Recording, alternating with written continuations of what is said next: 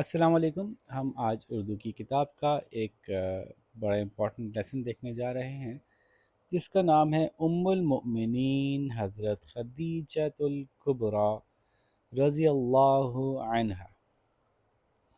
ام المؤمنین، مؤمنین کی ماں، جن کا نام ہے حضرت خدیجہ، ختیجہ بھی کہتے ہیں اور خدیجہ بھی کہتے ہیں، خدیجۃ الکبریٰ، کبریٰ کہتے ہیں جو بڑی ہوں، اور رضی اللہ تعالی عنہ جو کہ ہم صحابہ کے ساتھ لگاتے ہیں کہ اللہ ان سے راضی ہوئے۔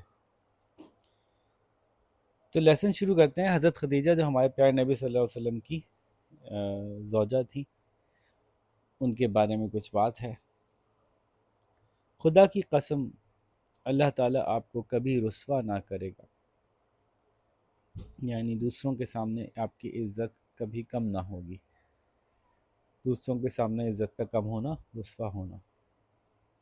آپ رشتہ داروں سے نیک سلوک کرتے ہیں، سچ بولتے ہیں، امانتیں ادا کرتے ہیں، یعنی اگر کوئی آپ کے پاس امانت رکھوا کے جائے تو اس کو واپس کرتے ہیں۔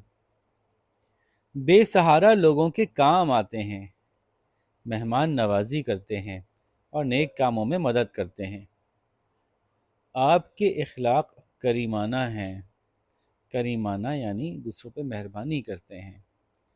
یہ الفاظ ان عظیم خاتون کے ہیں جن کا اخلاق تو آپ سمجھتے ہیں نا، فہم و فراست، یعنی عقل اور سمجھ۔ آپ کو پتہ ہے کہ جو ڈیفیکلٹ ورڈز ہوتے ہیں وہ آپ نے ڈیلائن بھی کرنے ہوتے ہیں اور ان کو اپنے پاس نوٹ ڈاؤن بھی کرنا ہوتا ہے ان کے معنی کو، اور پھر اس کی تصویر کھینچ کے ٹیچرز کو بھیجنی ہوتی ہے کہ ہم نے نکال لیے۔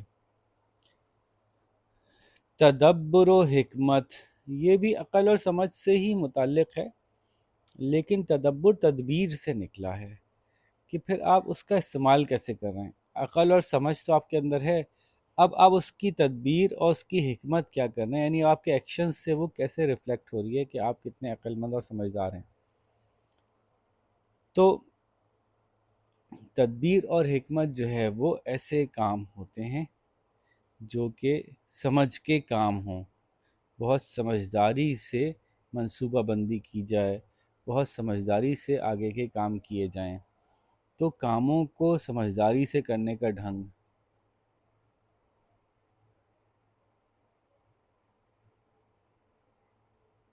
سمجھداری سے کرنے کا ڈھنگ، ایثار اور قربانی۔ ایثار اور قربانی ایک ہی معنی میں استعمال ہوتے ہیں قربانی دینے کے، وہ مثالی ہیں، یعنی ان جیسا کوئی نہیں ملتا۔ تو یہ الفاظ ان خاتون کے ہیں جو بہت عقل مند، بہت سمجھدار، کاموں کے کرنے کی سمجھداری کا ڈھنگ جو ہے وہ ان کے اندر، قربانی دینے کا جذبہ، یہ سب ان کے اندر مثالی تھا۔ یہ ہیں حضرت خدیجہ رضی اللہ تعالی عنہا۔ عنہا کہتے ہیں خاتون صحابی کے لیے، اور عنہو کہتے ہیں جو مرد صحابی تھے۔ یہ وہ تاریخی الفاظ ہیں جو ام المؤمنین حضرت خدیجۃ الکبریٰ رضی اللہ تعالی عنہا نے پہلی وحی نازل ہونے کے بعد حضور اکرم صلی اللہ علیہ وآلہ وسلم کو اطمینان دلاتے ہوئے فرمائے تھے۔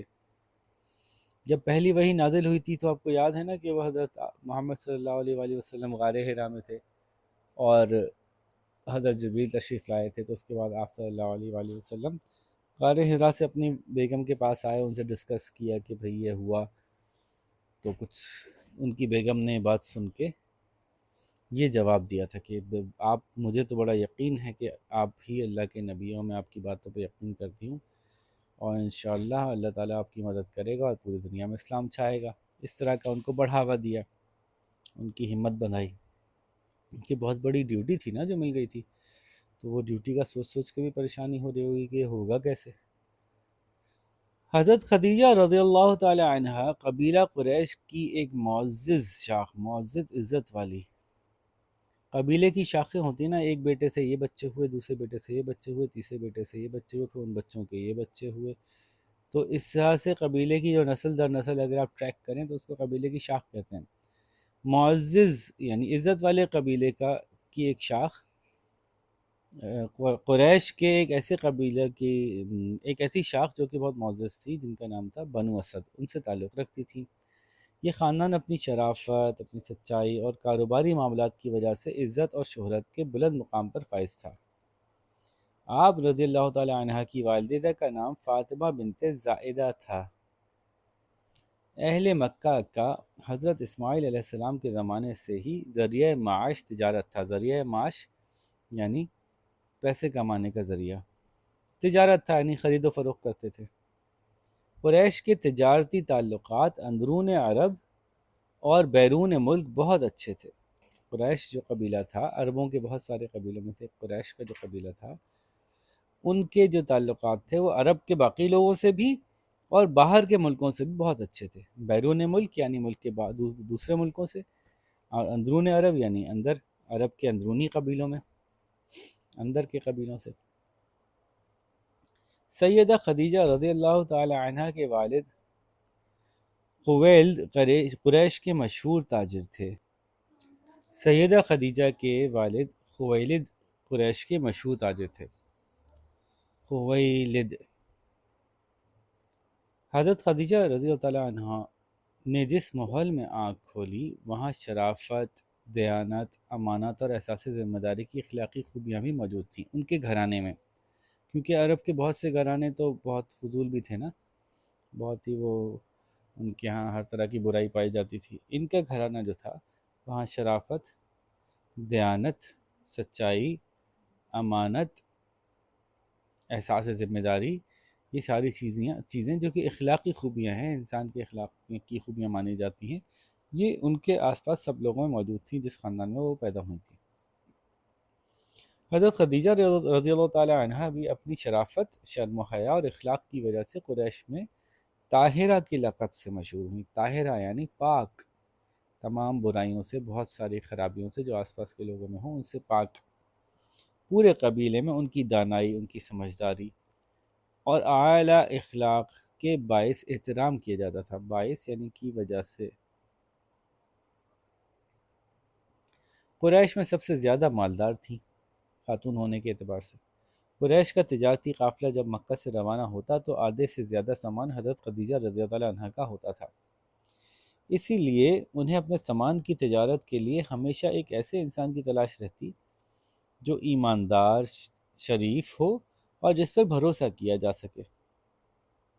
حضرت محمد صلی اللہ علیہ وسلم کے اخلاق اور کردار کے بارے میں معلوم ہونے پر انہوں نے خود حضور صلی اللہ علیہ وآلہ وسلم کے پاس ایک آدمی بھیج کر اپنے مال کی تجارت کرنے کی دعوت دی۔ یعنی یہ کہ جی میرا سامان ہے، مجھے کوئی ایسے صاحب چاہیے جو اس کا خیال رکھ سکیں، تو آپ میرے مینیجر بن جائیے، یوں سمجھیے، جو حضور اکرم صلی اللہ علیہ وآلہ وسلم نے قبول کر لی۔ آپ صلی اللہ علیہ وآلہ وسلم حضرت خدیجہ کے ملازم میسرہ کے ساتھ سامان تجارت لے کر شام گئے۔ شام ایک ملک ہے، سیریا جس کو آپ کہتے ہیں آج۔ پھر آپ صلی اللہ علیہ وسلم کی ذہانت اور سچائی کی بنا پر غیر معمولی منافع ہوا، یعنی بہت زیادہ منافع ہوا، پروفٹ ہوا۔ سفر سے واپس آ کر میسرہ نے تمام باتیں حضرت خدیجہ رضی اللہ تعالی عنہ سے بیان کی۔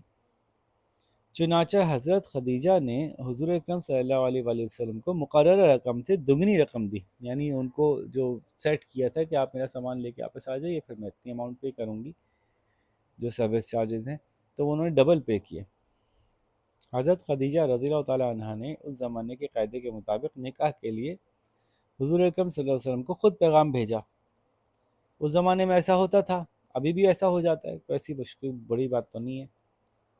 کہیں لڑکوں کی طرف سے پیغام جاتا ہے، کبھی خواتین کی طرف سے بھی آ جاتا ہے، جو حضور اکرم صلی اللہ علیہ وسلم نے قبول کر لیا۔ ان کا گھرانہ ایک مثالی گھرانہ تھا۔ حضرت خدیجہ رضی اللہ تعالیٰ عنہ سے آپ کے 2 بیٹے اور 4 بیٹیاں ہوئیں۔ دونوں صاحبزادوں کا انتقال بچپن میں ہی ہو گیا تھا۔ آپ صلی اللہ علیہ وآلہ وسلم کی صاحبزادیاں حضرت زینب، حضرت رقیہ، حضرت ام کلثوم اور حضرت فاطمہ الزہرا تھیں۔ رضی اللہ تعالی عنہ۔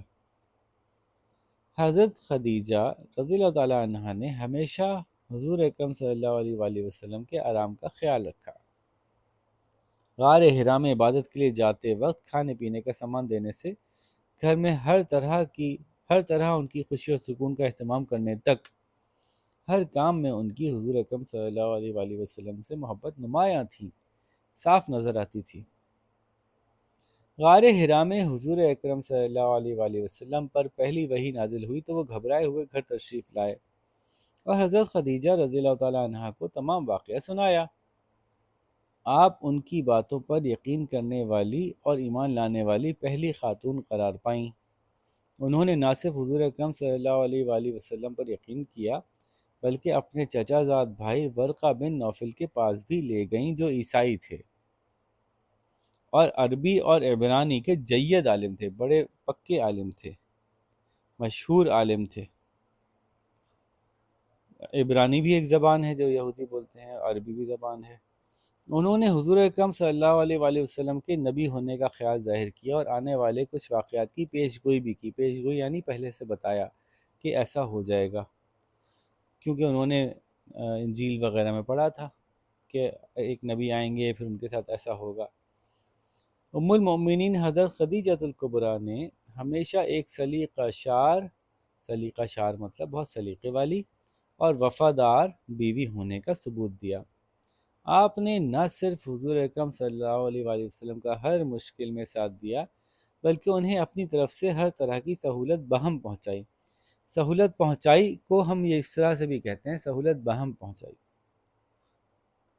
بنی ہاشم اور بنی مطلب کے خاندان، یہ دو خاندان ہیں، حضور اکرم صلی اللہ علیہ وآلہ وسلم کی حفاظت کی خاطر شعب ابی طالب ایک جگہ کا نام ہے، وہاں چلے گئے تو دشمنوں نے اس جگہ کو چاروں طرف سے گھیر لیا، یہاں تک کہ کھانے پینے کی چیزیں شعب ابی طالب میں نہ جانے دیں۔ یہ کیا واقعہ تھا اس کی تفصیلات تو پھر کسی اور وقت بیان کریں گے، لیکن یہ کہ قریش میں جو ہے وہ آپس کے جھگڑے تھے اور آپ صلی اللہ علیہ وآلہ وسلم کے دین کی تبلیغ سے وہ لوگ پریشان تھے جو وہاں کے کفار اور مشرکین تھے، تو انہوں نے جو ہے وہ بائیکاٹ کر دیا تھا ان خاندانوں کا جن سے کہ آپ صلی اللہ علیہ وآلہ وسلم کا تعلق تھا، کہ تم خاندان والوں اگر تم نبی کریم صلی اللہ علیہ وآلہ وسلم کی سپورٹ نہیں چھوڑو گے تو ہم تمہارے پورے خاندان کا بائیکاٹ کر دیں گے، اور ایسا بائیکاٹ کر دیں گے کہ کھانا پینا بھی تم لوگوں کو میسر نہیں ہونے دیں گے۔ تو یہ پورا ایک سلسلہ ہوا تھا، اور اس وقت وہ خاندان جو ہیں وہ ایک گھاٹی میں چلے گئے تھے، اس کا نام شعب ابی طالب ہے۔ تو چاروں طرف سے گھیر لیا تھا، کھانے پینے کا سامان وہاں پہ آنے جانے نہ دیا جاتا تھا۔ اس طرح سے 3 سال گزر گئے تھے۔ اس 3 سال کے طویل عرصے میں حضرت خدیجہ رضی اللہ تعالیٰ عنہا نے خود بھی حوصلے سے کام لیا اور حضور اکرم صلی اللہ علیہ وآلہ وسلم کو ہمت دلائی۔ بالآخر یہ محاصرہ ختم ہوا، لیکن اس دوران محاصرہ مطلب کسی کو گھیرا ہوا ہونا، لیکن اس دوران ام المومنین سیدہ خدیجہ رضی اللہ تعالیٰ عنہا کی صحت بہت خراب ہو گئی اور آپ شدید بیمار ہو گئیں۔ ہر چند کے حضور صلی اللہ علیہ وآلہ وسلم نے معالجے میں کوئی کسر اٹھا نہ رکھی تھی۔ علاج معالجے تو ہر چند حالانکہ حضور اکرم صلی اللہ علیہ وآلہ وسلم نے علاج وغیرہ میں کوئی کسر نہیں اٹھا رکھی تھی، لیکن وقت معین آ پہنچا تھا۔ وقت معین، طے شدہ وقت، وہ وقت جو پہلے سے طے شدہ ہے، اور یہاں پہ اس میں مراد ان کی وفات کے وقت کی بات کی جا رہی ہے۔ یہ عظیم خاتون 10 رمضان نبوت کے 10ویں سال اللہ کو پیاری ہو گئیں۔ انا للہ و انا الیہ راجعون۔ ٹھیک ہے، نبوت کے 10ویں سال یعنی آپ صلی اللہ علیہ وسلم پر جب نبوت نازل ہوئی تھی، پہلی وحی نازل ہوئی تھی، اس کے 10 سال گزرنے کے بعد ان کا انتقال ہو گیا تھا 10 رمضان المبارک کو۔ حضور اکرم صلی اللہ علیہ وآلہ وسلم فرمایا کرتے تھے کہ خدیجہ رضی اللہ تعالی عنہا نے سب سے پہلے میری تصدیق کی، یعنی یہ بات کنفرم کی کہ میں نبی ہوں۔ جب لوگ کافر تھے تو آپ ایمان لائیں، جب میری مدد کرنے والا کوئی نہ تھا تو انہوں نے میری مدد کی۔ ٹھیک ہے جی، تو یہ حضرت خدیجہ کے بارے میں بڑی اچھی سی باتیں جو ہیں وہ ہم نے پڑھنے کو ملی۔ دیکھیے جی، اس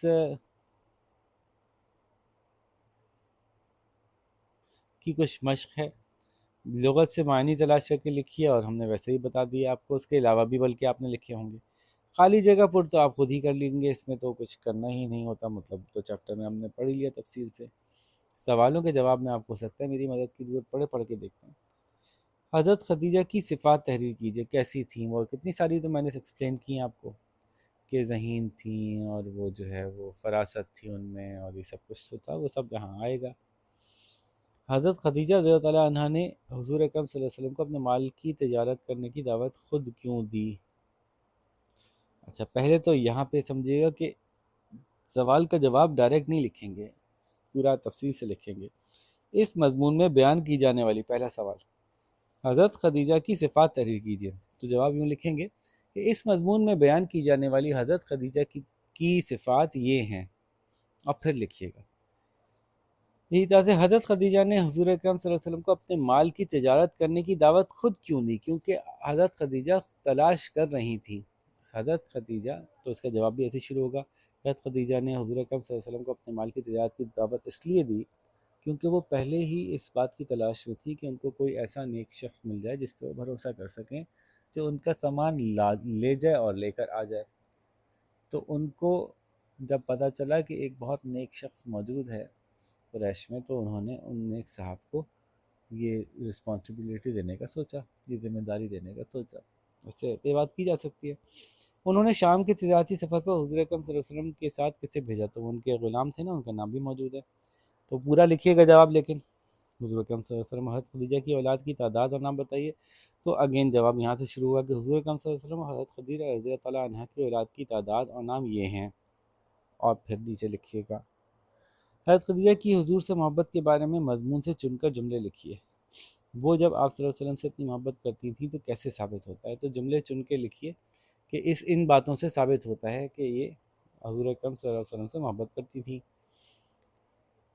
وفادار تھیں، وفا شعار تھیں، ان کا خیال رکھتی تھیں، ان کے کھانے پینے کا خیال رکھتی تھیں۔ دیکھیے نا، بہت ساری باتیں پیچھے آئی تھیں۔ حضرت خدیجہ نے پہلی وحی کے موقع پر، اور پھر ان پہ ایمان لے کے آنا، پہلا نبی ہونے کی حیثیت سے، حضرت خدیجہ کی نے پہلی وحی کے موقع پر حضور اکرم صلی اللہ علیہ وسلم کو کس طرح مدد پہنچائی؟ پہلے تو ان کو اطمینان دلایا، ان کو تسلی دی، پھر ان کو ورقہ بن نوفل کے پاس لے گئی تھیں۔ یہ پورا واقعہ شروع یہاں سے کیجیے گا کہ پہلی وحی کے موقع پر حضرت خدیجہ نے حضور اکرم صلی اللہ علیہ وسلم کو اس طرح مدد پہنچائی کہ وہ، اور پھر ان کو آگے لکھیے گا۔ وفات کا واقعہ تحریر کیجیے کہ کس طرح سے شعب ابی طالب میں محاصرے کے دوران طبیعت خراب ہوئی اور پھر انتقال ہوا، اور مختصراً نمبر وار لکھیے، کوئی 2 4 5 6 باتیں، کہ آپ صلی اللہ علیہ وسلم سے محبت اگر آپ کو ہے تو آپ اس کے لیے کیا کیا کرتے ہیں، اور کسی سے محبت ہوتی ہے نا تو اصل میں اس کا نتیجہ یہ نکلنا چاہیے کہ جو وہ شخص کرتا تھا آپ بھی وہی کرنے لگیں، جب تک وہ زندہ ہو تب تک اس کی راحت اور سکون کا باعث بنے، اور جب وہ دنیا سے چلا جائے تو اس کے عمل کو فالو کریں۔ پھر الفاظ کو جملوں میں استعمال کر لیجئے، یہ تو آپ کو خود کرنا ہے۔ اچھا، اسی کے ساتھ ایک چھوٹا سا سیکشن ہے جس پہ لکھا ہے ٹریفک کے نشانات۔ کیا آپ ان نشانات کو سمجھتے ہیں؟ یہ گول گول نشان کہتا ہے چوراہا، چورنگی، راؤنڈ اباؤٹ، اور اگر ایسے کر کے ہو اور پھر اس پہ کراس لگا ہوا ہو تو رائٹ پہ مڑنا منع ہے۔ ایسے چھوٹا بڑا بچہ سا بنا ہوا ہو اسٹک مین، تو سمجھ لیں کہ اسکول ہے۔ بہت جگہ پہ اسکول لکھا ہوا بھی ہوتا ہے ایسے، ٹھیک ہے۔ جب آہستہ لکھا ہے یا لکھا ہوا ہے سلو، تو اس کا مطلب ہے یہاں پہ گاڑی سلو کر لیجئے، کوئی چکر ہے، کوئی مسئلہ ہے آگے۔ جب آگے اور پیچھے دونوں طرف کے ایرو بنے ہوئے ہیں، اس کا مطلب ہے دو طرفہ ٹریفک یوں بھی جائے گا اور یوں بھی جائے گا، خیال رکھیے گا۔ یہ جو اشارہ ہے کہ یہاں سے گاڑی خطرناک سڑک ہے، اونچی نیچی سڑک ہے، خطرناک ایک ڈھلان ہے، اس پہ سے احتیاط سے چلائیے گا۔ یہاں پہ گاڑی کا داخلہ منع ہے، یہاں اپنے آپ کو روڈ کے اس طرف ہی رکھیے، یہ اشارہ ہے، ٹھیک ہے جی۔ تو دیکھیے انہوں نے کچھ نہ کچھ نشان بنائے ہوئے ہیں۔ آہستہ کیجیے، احمد کا گھر ہے، یہاں پہ گاڑی پارک کرنا منع ہے، گاڑی لے جانا ہی منع ہے اندر۔ یہاں اسکول ہے، اس طرح سے۔ پھر جملے پڑھیے اور جملوں کے مناسبت سے ٹریفک کے نشان بنائیے۔ احمد سائیکل پہ اپنے گھر سے نکلا، آگے جا کر وہ مڑا مگر اسے سائیکل آہستہ کرنی پڑی۔ کیوں آہستہ کرنی پڑی؟ کیونکہ لکھا ہوا ہوگا سلو، تو سلو کا یا آہستہ کا نشان بنائیے۔ شارع ہمایوں پر وہ سائیکل بہت آہستہ چلا رہا تھا کیونکہ وہاں دو طرفہ ٹریفک تھی، دو طرفہ ٹریفک کا نشان بنائیے، ٹویوں ٹویوں۔ پھر آگے جا کر وہ دائیں طرف مڑنا چاہتا تھا مگر مڑ نہ سکا، دائیں طرف مڑنا منع ہے۔ خالی روڈ پر بہت احتیاط کرنی پڑی کیونکہ روڈ بہت خطرناک تھی، تو وہ تو ویسے ہی بڑا مشکل سا نشان ہے، پھر اس پہ گاڑی بھی بنانی پڑے گی۔ وہ تو سائیکل پہ تھا لیکن بنانی ہمیں گاڑی پڑے گی۔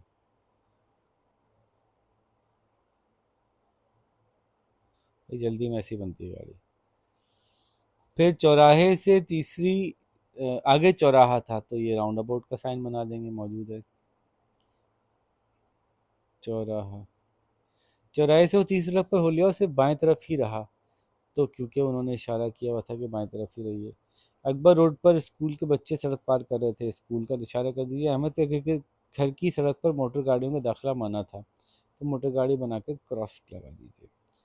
لو بھائی، یہ تو پورا کا پورا کام آرام سے بہت جلدی سے ہو گیا۔